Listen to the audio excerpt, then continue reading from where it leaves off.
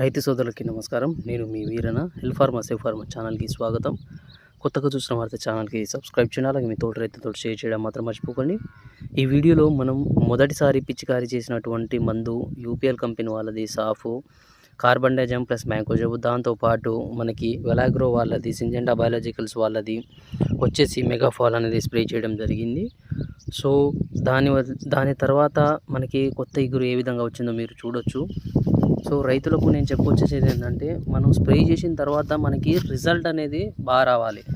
అలాంటి కాంబినేషన్ అనేది మనం చెప్పడం జరుగుతుంది. సో మీరు కూడా ఒకసారి మేము చెప్పే మందులు స్ప్రే చేయండి, మీకు రిజల్ట్ అనేది చాలా బాగా ఉండడం జరుగుతుంది. మంచి దిగుబడి అనేది కూడా రావడం జరుగుతుంది.